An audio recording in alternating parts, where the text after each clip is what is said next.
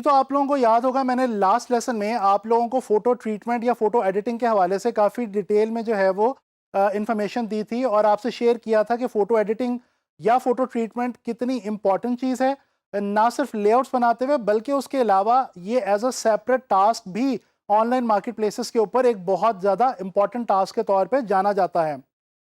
मैंने आप लोगों से कहा था कि हम लोग जो हैं आने वाले कुछ लेसन्स के अंदर किसी एक इमेज के ऊपर जो ख़ास वर्क फ्लो मैंने आपको बताया फ़ोटो एडिटिंग के हवाले से, जिसमें 4 स्टेप्स मैंने आपको बताए थे लास्ट लेसन में, उसको हम जो है वो फॉलो करेंगे। तो यही वाला काम अब हम इस लेसन के अंदर स्टार्ट करने वाले हैं। एक तो इस लेसन में मैं आप लोगों को फ़ोटो एडिटिंग के हवाले से जो सिलेक्शन और क्रॉपिंग के टूल्स हमने पहले भी डिस्कस किए थे, उनका कुछ ओवरव्यू दूंगा। उसके अलावा हम लोग एक इमेज के ऊपर फ़ोटो एडिटिंग के जो एडजस्टमेंट्स के हवाले से, लाइट एंड कलर एडजस्टमेंट्स के हवाले से जो फीचर्स हैं उनको जो है अप्लाई करके देखेंगे। ये एक इमेज मैंने सेलेक्ट किया है। ये एक पोर्ट्रेट है जिसके अंदर फ़ोटो एडिटिंग का और ट्रीटमेंट का काफ़ी ज़्यादा मार्जिन जो है वो अवेलेबल है। तो अब हम ये करेंगे कि स्टेप बाय स्टेप जो पूरे वर्क फ्लो का मैंने आपको बताया फ़ोटो एडिटिंग का, उसके जो स्टेप्स हैं उनको वन बाय वन हम इसके ऊपर अप्लाई करके देखेंगे।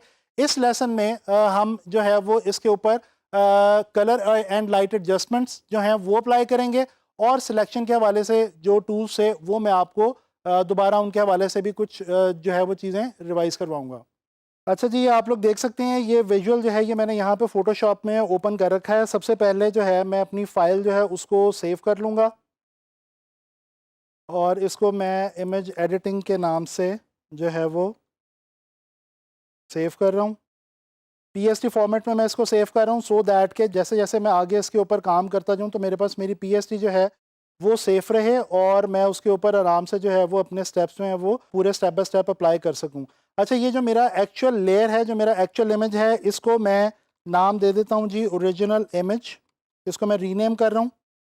अच्छा, अब सबसे पहले मैं आप लोगों को थोड़ा-सा ओवरव्यू दोबारा देना चाहता हूँ, रिवाइज़ करवाना चाहता हूँ कि हमने सिलेक्शन के हवाले से क्या टूल्स जो हैं वो डिस्कस कर रखे हैं पहले से। ये देखें, एक तो मैंने आप लोगों को यहाँ पे रेक्टेंगल और इलिप्टिकल मार्की टूल ये जो है ये मैंने आप लोगों को बताया था और आप लोगों को मैंने बताया था कि इसकी मदद से हम कंट्रोल शिफ्ट आई करके हम फोरग्राउंड, बैकग्राउंड दोनों जो चीज़ें हैं, जो भी हमने सिलेक्शन ली है, फॉर एग्ज़ाम्पल ये मैंने सिलेक्शन ली तो इसको भी मैं मूव कर सकता हूँ, डिलीट कर सकता हूँ, जो भी इसके साथ करना चाहूँ। इसके अलावा कंट्रोल शिफ्ट आई करके मैं इसके जो बाहर वाला एरिया है उसको भी मैं डिलीट कर सकता हूँ।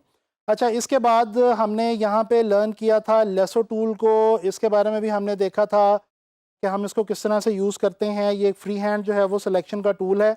इसके अलावा जनाब अली पॉलीगोनल लेसो टूल हमने देखा था, जिसके बारे में हमने देखा था कि ये लीनियर सिलेक्शन हमें देता है, स्ट्रेट लाइंस की सूरत में जो है वो सिलेक्शन देता है।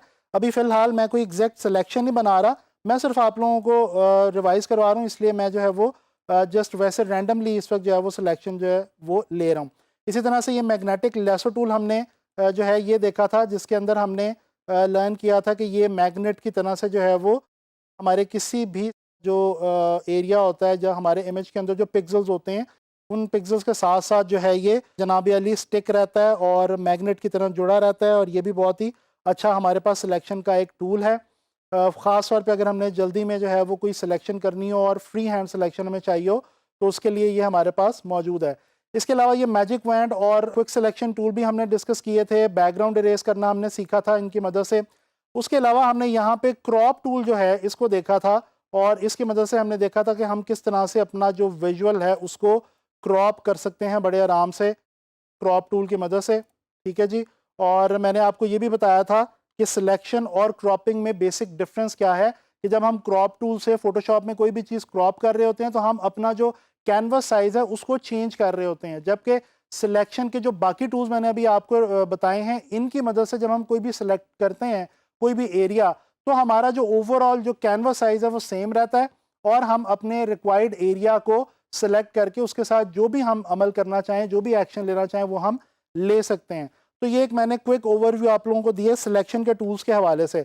अच्छा, इस इमेज के अंदर फ़िलहाल मुझे एज़ सच सिलेक्शन या क्रॉपिंग की फ़िलहाल जो है वो एज़ सच को बहुत ज़्यादा ज़रूरत नहीं है, तो मैं अब स्टार्ट करने लगा हूँ लाइट और कलर एडजस्टमेंट। मैंने आप लोगों को बताया था कि इमेज में हमारे पास ये एडजस्टमेंट पैनल में ऑप्शंस अवेलेबल हैं। ये सारी ऑप्शंस हम लोगों ने पहले डिस्कस की थी। मैं आ रहा हूँ जनाब अली यहाँ पे जो हमारे पास एडजस्टमेंट लेयर्स की ऑप्शन होती है, और यहाँ से मैं जो है वो लेयर्स के ऊपर एडजस्टमेंट्स अप्लाई करके देखूंगा।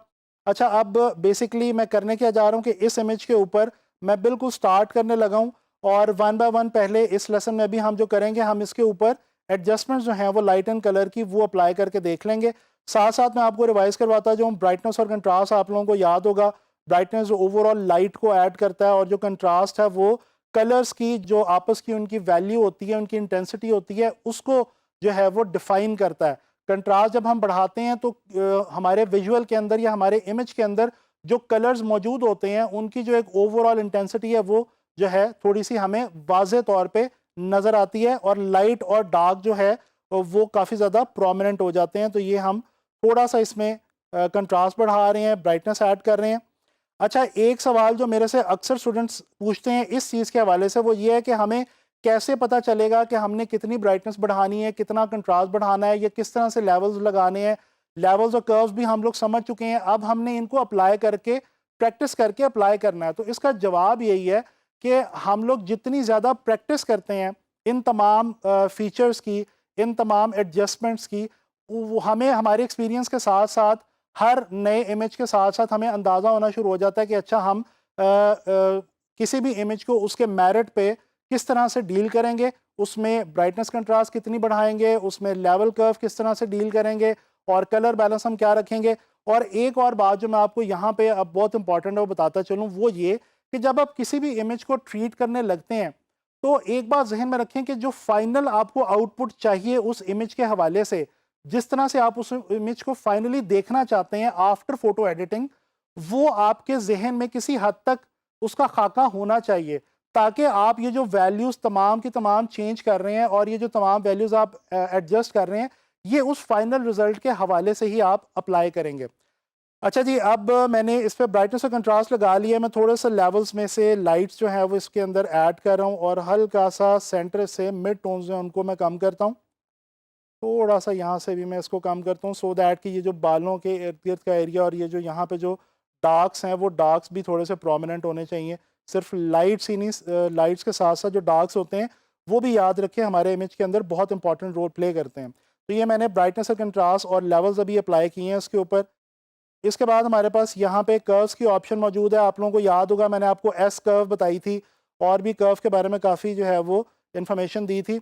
अभी फ़िलहाल मैं सेंटर से इसको थोड़ा सा टोन्स को बढ़ा रहा हूँ, हाइलाइट्स को, और थोड़ा सा इसके अंदर मैं नीचे से इसको डार्क्स को ऐड करता हूँ।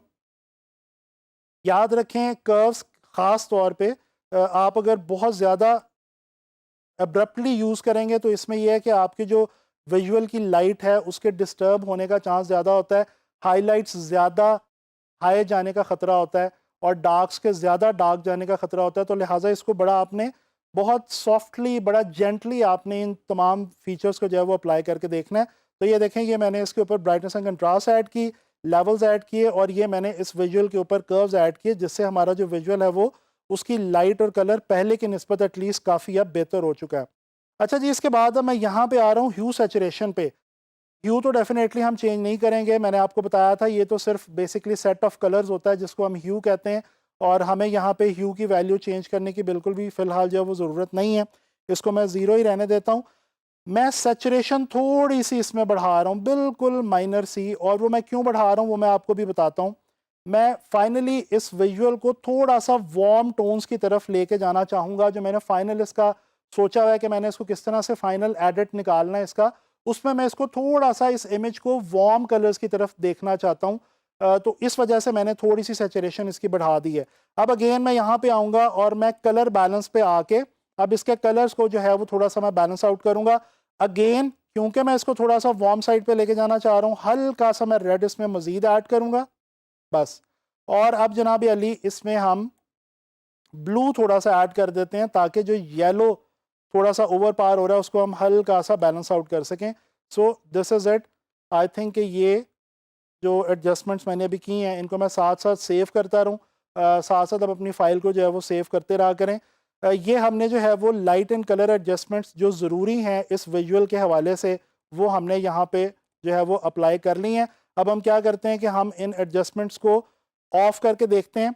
अच्छा, लेयर ऑफ करने के हवाले से मैं आपको एक बात बताऊं कि हम लोग अक्सर ये करते हैं कि वन बाय वन इस तरह से एक एक लेयर को जो है वो हम स्विच ऑफ कर रहे होते हैं, ये भी ठीक है, बट आप जस्ट यहाँ पे आके क्लिक करें, होल्ड रखें और ड्रैग करें तो ये आपकी लेयर सारी की सारी स्विच ऑफ हो जाएंगी, और इसी तरह से अगर आप वापस आएँ तो ये सारी की सारी लेयर्स स्विच ऑन हो जाएंगी। तो अब मैं अगर देखूँ तो जनाब अली ये था मेरा ओरिजिनल इमेज, ये मैंने इसके ऊपर ब्राइटनेस एंड कंट्रास्ट ऐड किए, लेवल्स ऐड की, कर्व्स ऐड की, ह्यू सैचुरेशन ऐड की, और ये मैंने इसके ऊपर कलर बैलेंस जो है वो ऐड किया। कलर बैलेंस को मैं बल्कि थोड़ा सा मज़ीद रेड की तरफ हल्का सा और मैं लेके जाऊंगा बस। तो that's it for light and colour adjustments. आप लोगों को मैंने ज़रूरी बातें बताई हैं कि कभी भी लेवल्स को, कर्व्स को, ब्राइटनेस को, कंट्रास्ट को बहुत ज़्यादा ना बढ़ाएं, जेंटली सॉफ्टली अप्लाई करके देखें कि आपका इमेज किस तरफ जा रहा है, उसकी लाइट और उसका कलर आपसे क्या डिमांड कर रहा है, उसके अकॉर्डिंगली ही आप जो है लाइट और कलर एडजस्टमेंट्स के ये जो सारे टूल्स हैं, ये जो सारे फीचर्स हैं, इनको अप्लाई करें। And always remember, adjustment panel में जाके अप्लाई करने के बजाय कोशिश करें कि आपके पास इस तरह से आपकी अलग से एडजस्टमेंट लेयर्स पड़ी हों, ताकि किसी भी स्टेप पे आपको अगर कोई भी वैल्यू चेंज करनी है तो आप उसको बड़े आराम से चेंज कर सकें। अब मैं क्या करने लगा हूं कि मैं इसको सारे को होल्ड करता हूं शिफ्ट के साथ, और मैं कंट्रोल जी कर देता हूं, ग्रुप बना देता हूं, और इसके ऊपर मैं लिख देता हूं जनाब अली एडजस्टमेंट्स। ठीक है जी। अब नेक्स्ट लेसन के अंदर मैं इसी विजुअल को यहाँ से एडजस्टमेंट्स तो हमारी हो गई हैं, अब इसके अंदर जो हमने जो रीटचिंग करनी है, जो हमने जो स्किन को हमने रीटच करना है, वो वाली चीज़ हम स्टार्ट करेंगे। तो that's all for adjustments, and next we will learn retouching.